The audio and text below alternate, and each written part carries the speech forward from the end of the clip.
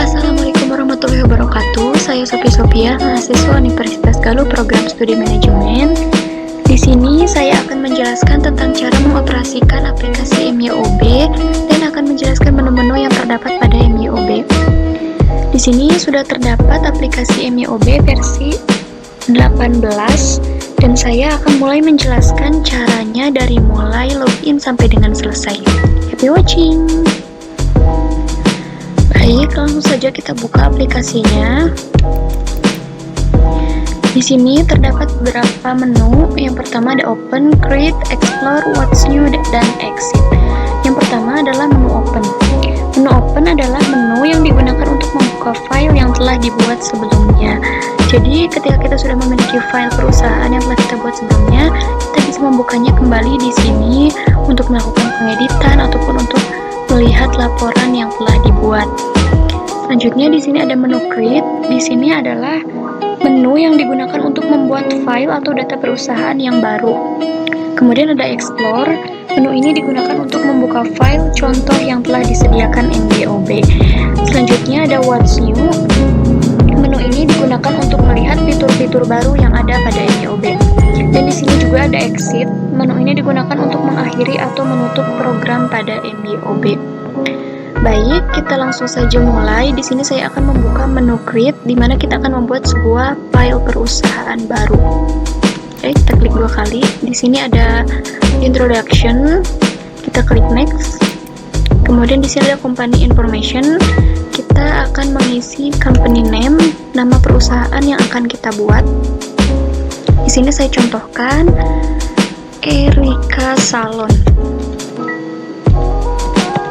Kemudian di sini juga bisa diisi alamat, nomor handphone, fax, email, dan juga di sini ada ABN. Saya rasa tidak perlu diisi, jadi kita langsung klik next saja. Kemudian di sini ada current financial year. Di sini kita bisa menentukan tahun pembuatan file perusahaan ini. Di sini saya akan merubahnya menjadi tahun 2021. Kemudian ada last month of financial year, yang artinya adalah bulan tutup buku. Di sini kita rubah menjadi bulan Desember. Kemudian juga ada conversion month kita rubah jadi bulan Januari. Di sini sudah ada nomor dari periode akuntansi ya, yaitu ada 12 bulan. Kita langsung next saja. Setelah itu kita pilih next. Terus kita pilih yang I would like to import the list of accounts provided by my accountant after I'm done creating my company. Menu accounts adalah komponen utama dari sistem akuntansi perusahaan yang berfungsi untuk membuat daftar akun yang digunakan perusahaan. Dan di sini kita dapat memodifikasi bagian akun, memasukkan saldo awal akun, dan proses penjurnalan transaksi umum. Di menu accounts ini terdapat beberapa submenu, ada akun list, record journal entry, transaction journal, base link, company data auditor, sento akuntan, money controller, dan transfer money. Di sini kita bisa melihat akun list. Buka. Akun list ini digunakan untuk membuat daftar akun-akun perusahaan, untuk melihat, menambah, mengubah, atau menghapus daftar akun-akun perusahaan. Kita di sini akan mencoba merubah nama akun dari aset ya. Kita rubah menjadi bahasa Indonesia. Di sini adalah akun header. Kita rubah menjadi harta. Klik OK. Selanjutnya, kita juga bisa menambahkan akun yang diperlukan dengan cara mengklik New. Di sini kita bisa pilih header akun ya. Misalnya kita pilih di sini 1 sampai 1000. Enter. Kemudian kita beri nama harta lancar. Kemudian kita klik OK. Di sini juga kita bisa menambah nama akun untuk rekening detail ya. Kita pilih new.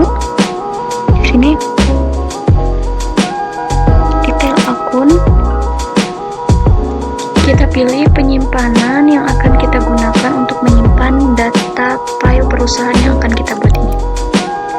Kita pilih di sini buat new folder. Di sini kita beri nama file Erika Salon. Kita pilih open, lalu save. Next, kita tunggu. Dan di sini terdapat dua pilihan, ada setup assistant dan ada command center. Kita pilih command center. Di sini adalah tampilan dari menu command centers. Di sini terdapat 8 menu utama, ya, ada accounts, banking, sales, time billing, purchase, payroll, inventory, dan card file. Kita mulai menjelaskan dari menu accounts, ya. Kita bisa memilih tipe akun.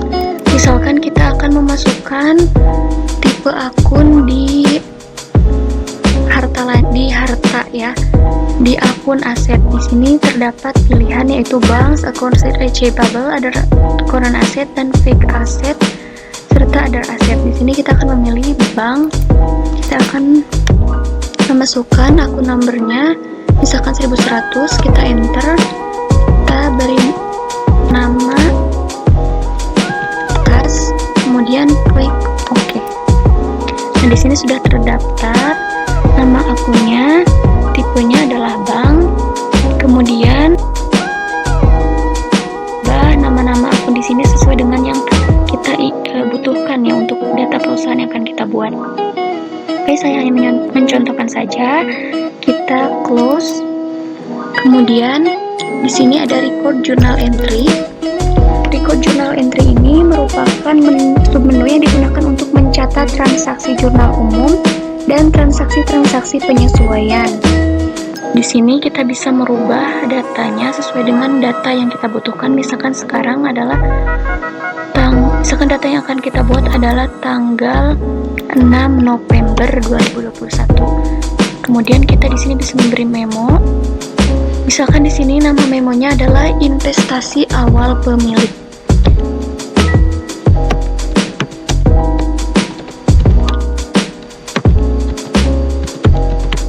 Kemudian kita di sini bisa masukkan akun. Kita bisa memilih ini. Kemudian kita memilih menu yang nama akun yang akan kita masukkan. Misalnya adalah kas. Kemudian kita pilih use akun.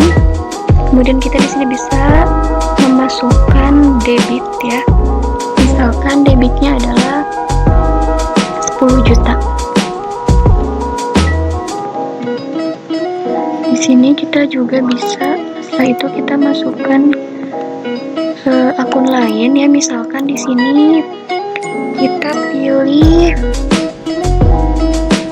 trade debtors, ya, atau piutang usaha. Kita pilih use akun.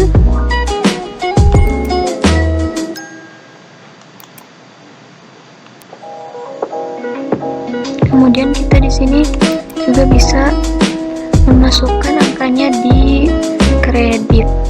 Setelah itu kita sesuaikan total debit dengan total kredit, lalu kita pilih record. Ya, ini hanya contoh saja, jadi kita langsung klik cancel. Kemudian di sini jurnal yang kita record tadi bisa kita lihat di transaction journal, ya. Transaction journal ini merupakan submenu yang berfungsi atau bisa digunakan untuk melihat transaksi jurnal yang sebelumnya dicatat dalam record journal entry. Di sini kita dapat melihat informasi atas seluruh transaksi sesuai dengan tanggal yang telah ditentukan. Kita klik. Di sini kita sesuaikan tanggalnya dengan tanggal yang telah kita buat tadi. Nah, di sini sudah terdapat jurnal yang kita buat tadi. Jika terjadi kesalahan jurnal, di sini kita bisa merubahnya, ya. Di sini kita bisa merubah, misalkan ada kesalahan di sini bukan trade debtors, atau di sini kita bisa melakukan perubahan, ya, jika terjadi kesalahan penginputan data ini, debit ini misalkan harusnya 5 juta, kita di sini bisa rubah di sini, ya. Kita klik OK, close. Selanjutnya saya akan menjelaskan tentang baselink. Submenu ini digunakan untuk menetapkan pernyataan jenis bisnis. Kemudian di sini ada company data auditor. Close. Ya, submenu ini merupakan submenu yang berfungsi untuk mendeteksi adanya kemungkinan kesalahan saldo antara buku besar umum dengan buku besar pembantu. Kemudian di sini juga ada send to akuntan yang berfungsi untuk menyimpan laporan keuangan perusahaan atau mengirimnya melalui email. Oke. Di sini juga di akun list ini lupa saya jelaskan tadi bahwa kita juga bisa menghapus akun yang tidak kita butuhkan ya. Misalkan di sini kita membuat akun, kita pilih nomornya adalah, misalkan di sini nomornya adalah 1110. Kita enter, tipe akunnya adalah ada aset, kita pilih nama akunnya adalah perlengkapan salon. Kita klik OK. Nah, tetapi jika misalkan ini tidak dibutuhkan, kita bisa menghapus akun ini dengan cara kita klik 2 kali, kemudian klik kanan, kita delete akun, dan akun yang kita buat tadi sudah terhapus. Oke, kita close. Nah, setelah kita melakukan record journal entry tadi ya, penjurnalan, kita bisa langsung melihat laporan dari jurnal yang telah kita buat tadi. Di sini kita bisa klik reports ya. Nah, perlu saya jelaskan juga sebelum kita ke menu reports bahwa di sini merupakan yang 4 ini merupakan menu command panel ya. Di sini terdapat to-do list, pin transaction, reports, dan analisis. Nah, kita mulai dari to-do list. To-do list ini merupakan kumpulan daftar perintah untuk transaksi-transaksi yang memerlukan tindak lanjut seperti pencatatan transaksi berulang ya. Di sini ada pin transaction. Ini merupakan submenu yang berfungsi untuk melihat ringkasan transaksi yang telah diinput pada setiap fungsi seperti akun, card, item, invoice, bill, kategori, dan job ya. Kemudian di sini ada menu reports. Ya, reports ini berisi daftar laporan yang telah dibuat sebelumnya ya. Di sini merupakan menu yang menyediakan laporan berupa laporan laba rugi, neraca, dan lain sebagainya yang kita butuhkan ya.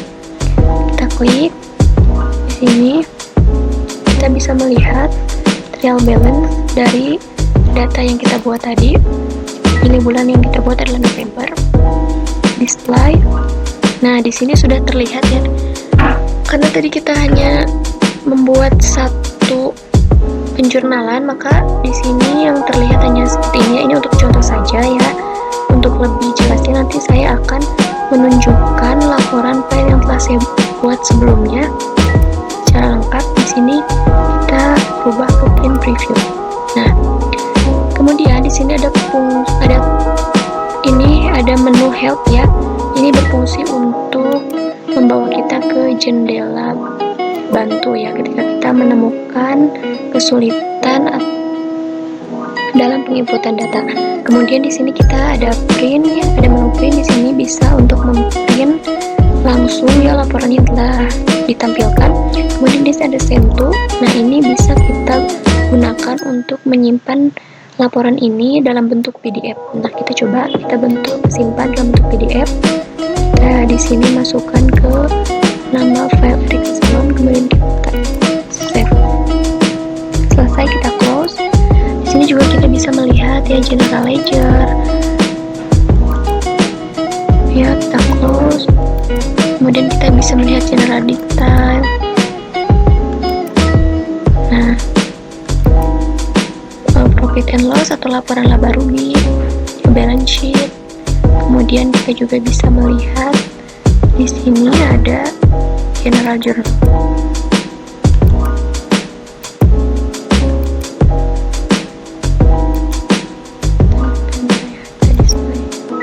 Nah,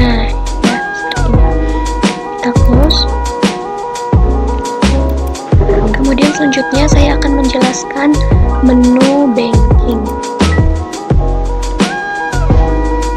Di menu akun list ini terdapat nama-nama akun yang digunakan untuk membuat data perusahaan. Ya, di sini tadi ada aset yang sudah kita rubah menjadi harta, kemudian ada liabilities atau hutang, ada equity atau modal, ada income yaitu pendapatan, cost of sales harga pokok penjualan, expense biaya, other income pendapatan lain, dan other expense biaya lainnya. Di sini juga terdapat nomornya ya, itu untuk harta itu dari 1 sampai 0000, kemudian liabilities diawali dari angka 2, equity dari angka 3, income 4, cost of sales 5, expense 6, other income 8, dan other expense 9. Untuk tipenya di sini untuk aset, tipenya itu adalah ada aset, bank, accounts receivable, kemudian ada other asset, ada fixed asset, dan ada other current asset. Kemudian untuk harta lancar ada sama ya, harta lancar itu. Kemudian ada liabilities. Di sini tipenya bisa kita lihat ada credit card, accounts payable, other current liability, long term liability, dan other liability. Kemudian untuk equity, semua tipe akunnya itu bernama equity.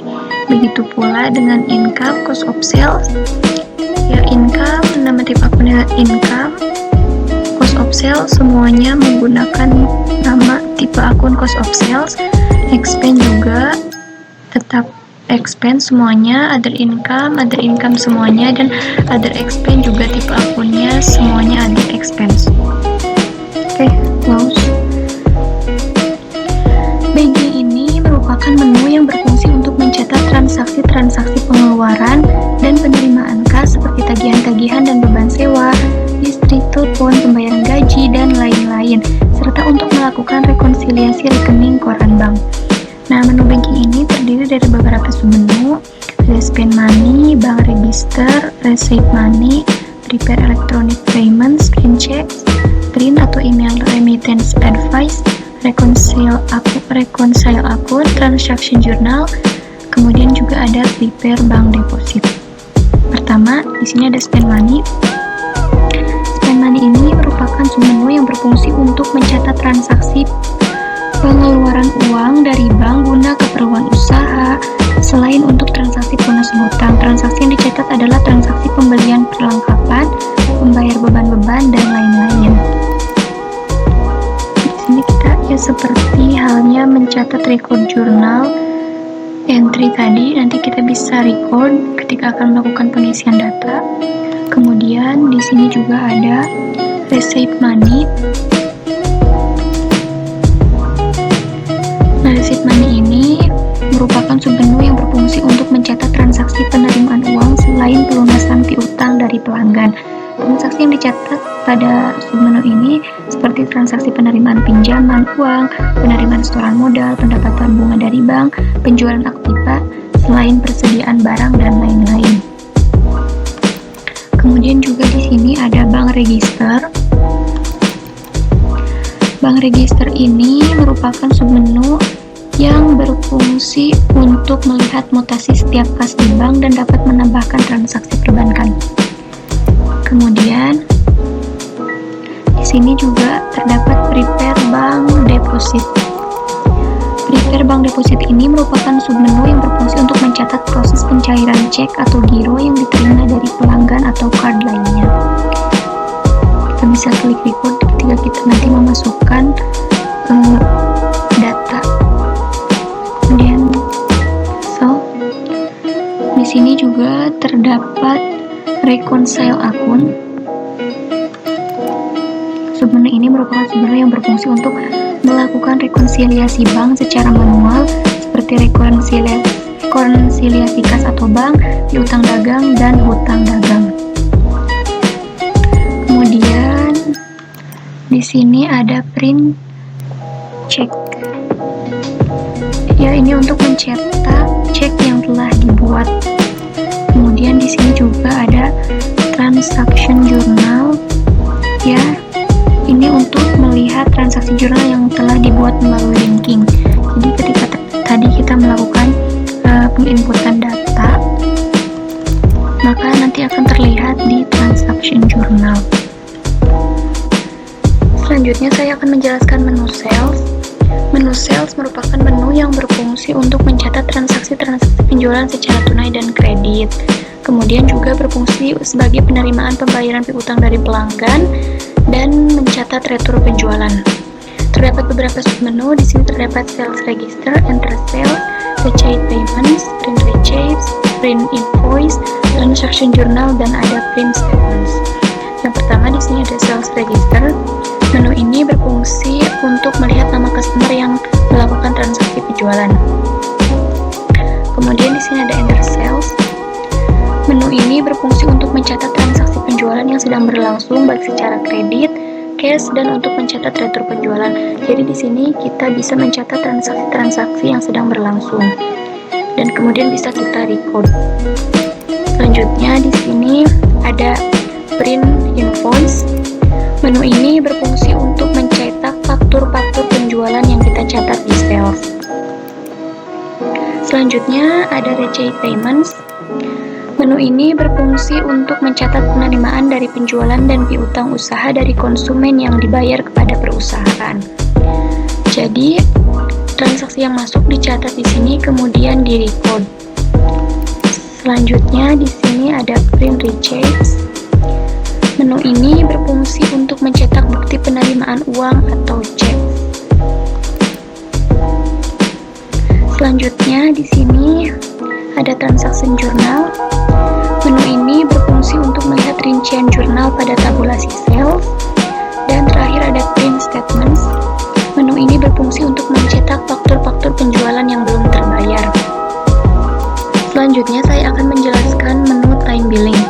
Time billing ini merupakan menu yang berfungsi untuk mencatat informasi aktivitas yang dilakukan oleh perusahaan yang berhubungan dengan penagihan untuk pegawai, pemasok atau pelanggan, dan menghitung penjualan serta pembelian yang menggunakan hitungan persatuan waktu. Time billing ini memiliki beberapa submenu seperti activities list, enter activity slip, activity log, enter timesheet, prepare time billing invoice, dan transaction journal. Yang pertama adalah activities list. Activities list ini merupakan submenu yang berfungsi untuk membuat informasi yang dilakukan perusahaan. Kemudian ada enter activity slip. Enter activity slip ini merupakan submenu yang berfungsi untuk mencatat slip aktivitas yang dilakukan oleh perusahaan sebagai catatan atau arsip. Selanjutnya, di sini terdapat activity log. Activity log ini merupakan submenu yang berfungsi untuk menampilkan dan meninjau informasi aktivitas yang telah dicatat oleh perusahaan. Selanjutnya, ada prepare time billing invoice. Submenu ini merupakan submenu yang berfungsi untuk mencetak faktur-faktur penagihan untuk pelanggan. Dan selanjutnya ada transaction journal, berfungsi untuk melihat rincian jurnal pembayaran atau penagihan dari pelanggan pada tabulasi sale. Selanjutnya, saya akan menjelaskan menu purchase. Menu purchase ini merupakan menu yang digunakan untuk mencatat transaksi-transaksi pembelian secara tunai dan kredit, serta pembayaran hutang dan mencatat retur pembelian. Menu purchase ini terdiri dari beberapa submenu seperti purchase register, enter purchase, pay bills, prepare electronic payments, print purchase orders, print check, print email remittance advance, dan transaction journal. Di sini ada purchase register. Submenu ini merupakan submenu yang berfungsi untuk melihat nama supplier yang melakukan transaksi pembelian atau untuk melihat hasil pencatatan pembayaran pembelian dan retur pembelian. Kemudian ada enter purchase yang berfungsi untuk mencatat transaksi pembelian yang sedang berlangsung baik secara tunai maupun kredit ataupun retur pembelian. Jadi di sini bisa dicatat transaksi-transaksi pembelian yang sedang berlangsung, kemudian bisa di-record. Selanjutnya ada pay bills. Submenu ini merupakan submenu yang berfungsi untuk mencatat transaksi transaksi pembayaran-pembayaran dari pembelian yang belum terbayar atau utang usaha kepada pemasok. Di sini bisa dicatat, kemudian bisa di-record. Selanjutnya ada prepare electronic payments yang berfungsi untuk memproses pembayaran atas pembelian. Ini juga sama, bisa diisi transaksinya kemudian di-record. Selanjutnya ada print purchase order. Submenu ini berfungsi untuk mencetak faktur-faktur pembelian yang belum terbayar. Kemudian ada print check. Menu ini berfungsi untuk mencetak cek yang berhubungan dengan pembelian pembayaran, utang, serta retur pembelian. Dan kemudian ada transaction journal yang berfungsi untuk melihat rincian jurnal pembayaran atau penagihan dari pelanggan pada tabulasi purchase. Selanjutnya, di sini saya akan menjelaskan menu payroll. Payroll merupakan menu yang digunakan untuk mencatat transaksi untuk pembayaran atau penggajian karyawan dengan metode jam, harian, mingguan, bulanan, atau tahunan, dan transaksi-transaksi lain yang berhubungan dengan penggajian. Terdapat beberapa submenu seperti payroll categories, enter timesheet, print payment summaries, pay liabilities, pay superannuation, process payroll, prepare electronic payments, print paycheck, print pay slips, dan transaction journal. Yang pertama, di sini ada payroll categories, merupakan submenu yang berfungsi untuk membuat dan mengedit kategori-kategori gaji. Kemudian ada enter timesheet yang berfungsi untuk mencatat penggajian karyawan dengan sistem penggajian per time. Selanjutnya ada proses payroll yang berfungsi untuk mencatat karyawan dengan sistem penggajian per periode. Dan ada pay liabilities yang berfungsi untuk mencatat pembayaran kewajiban penggajian karyawan.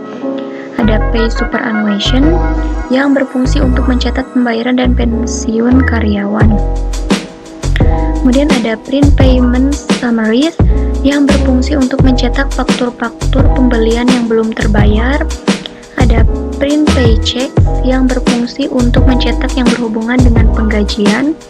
Selanjutnya ada prepare electronic payments yang berfungsi untuk memproses pembayaran karyawan, utang, dan pembayaran lainnya melalui cek.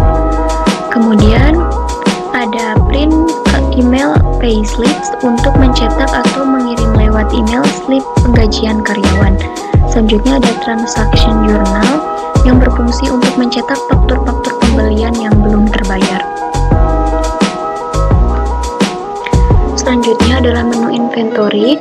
Menu ini berfungsi untuk mencatat semua informasi yang berhubungan dengan persediaan barang dagang, mengubah harga jual, menentukan metode pembebanan harga pokok penjualan, menghitung stok fisik persediaan, serta melakukan penyesuaian persediaan.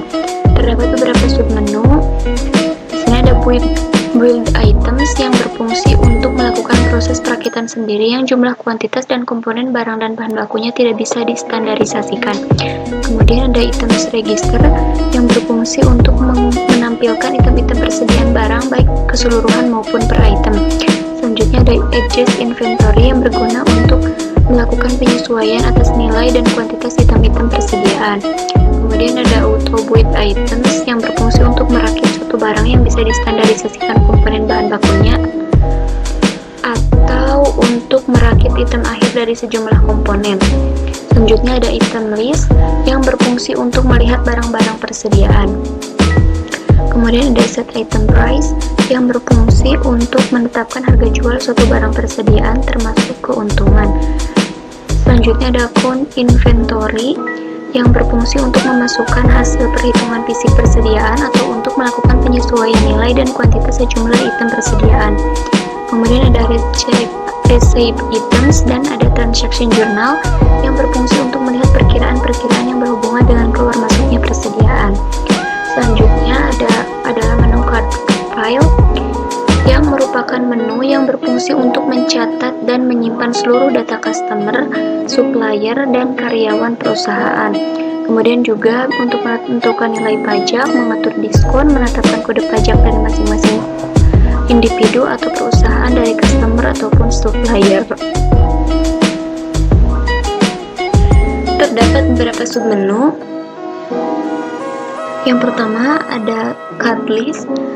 Menu ini berfungsi untuk membuat daftar nama orang atau perusahaan yang sering berhubungan dengan bisnis dan dapat melihat daftar rincian kartu yang pernah dibuat sebelumnya. Kemudian ada kontak log yang berfungsi untuk melihat ringkasan dari seluruh kontrak yang dilakukan. Selanjutnya ada print mailing labels yang berfungsi untuk menetapkan dan mencetak file mailing labels untuk individu atau perusahaan awal yang terdapat pada file kartu. Dan yang terakhir ada create personalized letter yang berfungsi untuk membuat file mail merge yang berisi informasi tentang orang atau perusahaan pada file kartu. Baik, setelah dijelaskan, kita kembali ke menu accounts. Di sini data perusahaan yang telah kita buat bisa kita simpan dengan cara klik file, kemudian pilih backup, pilih backup company file and current service center only, kemudian check company file errors, continue, kemudian kita simpan di data, kita save, selesai. Selanjutnya saya akan mencoba membuka file perusahaan yang telah saya buat sebelumnya. Kita pilih file dan exit.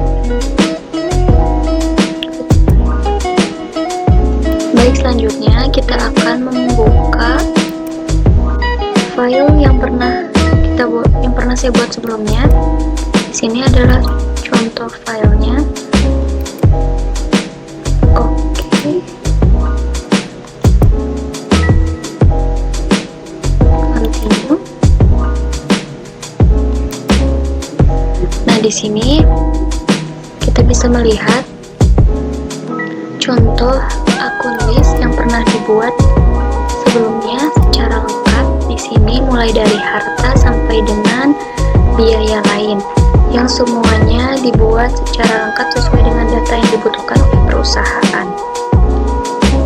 Setelah itu, di sini juga terdapat beberapa menu. Ini adalah menu file yang bisa kita buat untuk menyimpan data seperti di backup, kemudian untuk keluar, untuk mengimport data dan untuk mengekspor data dan lain-lain. Kemudian ada menu edit, kemudian ada list. Di sini daftar menu, kemudian ada command center. Setelah itu juga ada setup. Nah, ini di sini ada balance. Menu ini berfungsi untuk membuat neraca saldo. Terdapat 4 submenu. Ya, ada menu akun opening balance yang berfungsi untuk men-setup nilai saldo awal perusahaan. Bisa kita buka. Di sini sebelumnya sudah diisi neraca saldonya, dan neraca saldo ini dikatakan benar jika nilai amount left to be allocated-nya bernilai 0,0. Kemudian ini juga ada job opening balance yang berfungsi untuk mengisi saldo awal pada job, kemudian customer balance yang berfungsi untuk mengisi saldo awal pada piutang, dan ada supplier balance yang berfungsi untuk mengisi saldo awal pada hutang. Selanjutnya ada link accounts. Link ini berfungsi untuk membuatkan jurnal secara otomatis terhadap transaksi yang terjadi. Kemudian di sini kita bisa melihat akun and banking. Di sini bisa terlihat ada laba tahun berjalan, laba ditahan, selisih saldo, kas di bank, elektronik clearing akun, dan lain-lain. Selanjutnya di sini juga ada menu preference. Menu ini berisi aturan yang bisa dipilih berdasarkan kebiasaan atau kebijakan suatu perusahaan. Kemudian ada menu customize forms, ada company information yang berisi data perusahaan. Di sini kita juga bisa merubah data perusahaan. Kemudian ada business calendars.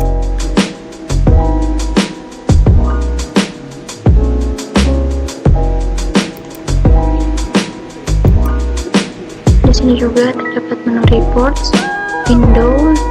Di sini menampilkan file yang sedang kita buka. Ini adalah menu help yang akan membawa kita ke jendela bank. Selanjutnya kita akan melihat laporan dari data yang pernah kita buat sebelumnya. Di sini kita lihat dulu transaction journalnya. Ini adalah transaksi yang terjadi selama bulan Oktober 2020. Kita close, kita lihat laporannya, pilih report. Di sini kita bisa melihat laporan dari data yang telah kita buat. Pertama kita ke trial balance, pilih bulannya. Di sini adalah bulan Oktober sesuai data perusahaan. Kemudian pilih display. Di sini terlihat lengkap.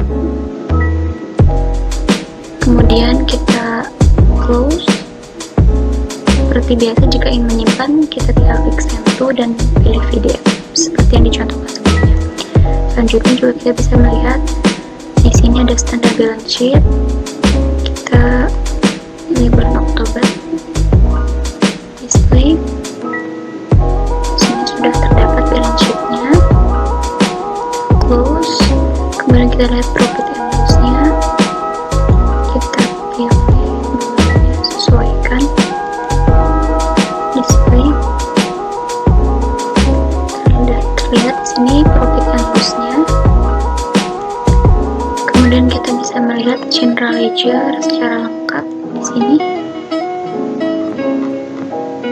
Kita close. Kita melihat general ledger detail.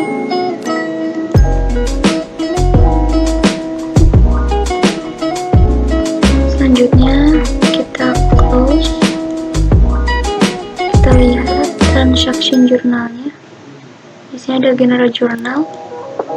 Kita display. Di sini sudah terlihat general journalnya. Kita close.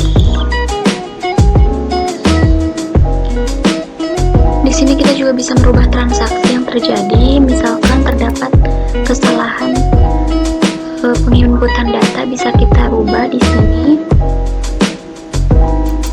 Biasanya untuk membuka file yang telah kita buat, dan trialnya selama 90 hari, dan selama tenggang waktu tersebut kita bisa merubah data jika terjadi kesalahan penginputan data.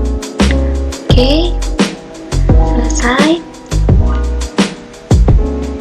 Selanjutnya, untuk keluar dari menu MYOB ini, kita bisa pilih file, kemudian quick exit, no, dan selesai. Demikian penjelasan saya mengenai cara pengoperasian MYOB dan penjelasan menu-menunya. Semoga bermanfaat, and thanks for watching. Wassalamualaikum warahmatullahi wabarakatuh.